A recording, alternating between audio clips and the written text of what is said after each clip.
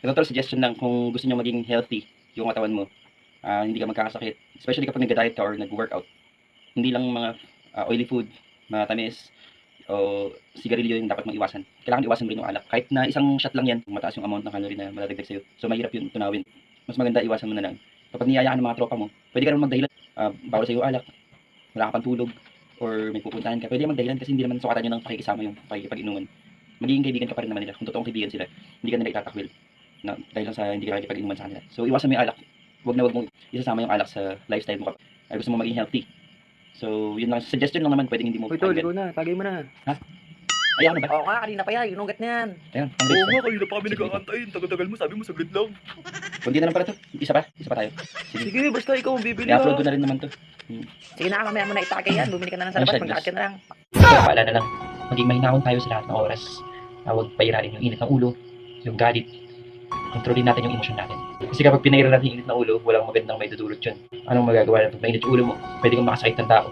Tapos kapag wala na yung init ng ulo mo, magsisisi ka na kasi nakasakit ka na. Tol, may nawawala ako eh. Agising ka na pala. Nalasing ka kagabi, kaya ano eh. Kaya Hindi nga, na kita nakatulog na ako. ginising Hindi ko na malayan eh. Nahanap na ako sa Oh, bahay. nahanap ka na sa inyo? Tol, nakita mo ba yung 500 ko? Nawawala eh. Ay, di ko alam. Saan ba nilagay? Kinuha mo ata tol eh. Hindi ako kumuha niya na. Wait lang, nag-video ako. Paano na ako makakauwi Yun niyan? nga, Initan yun ko nga, pa tol. naman yun. Pailala natin lagi yung pagiging mabait. Ilabas mo na yun tol. mahinahon, Ikaw lang ata makapasensya. kumuha niya. Wala naman ako ibang kasama rin. Hindi ako kumuha nun. Hindi ko gawain yun. Kaya, yun lang tol, paalala lang na. Ikaw lang kumuha Huwag nun tayo tol. magpapadala sa Ganito lang yun eh. Wala sa- namang ibang tao dito. Hindi nga ako yun. Ano yun tol? Wag. Uy, ano yun tol? Wag.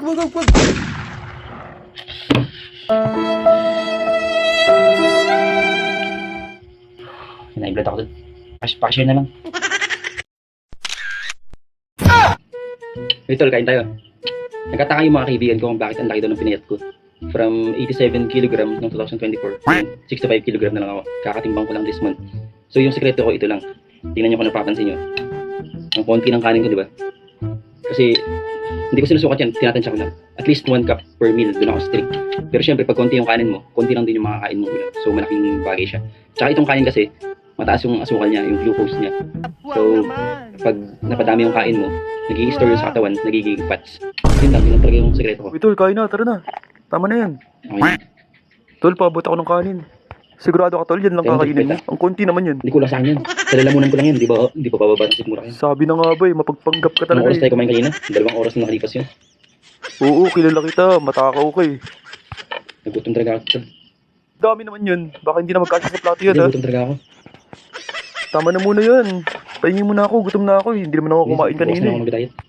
Hindi totoo yan. Ito, kanin. Napatay ko naman yung video.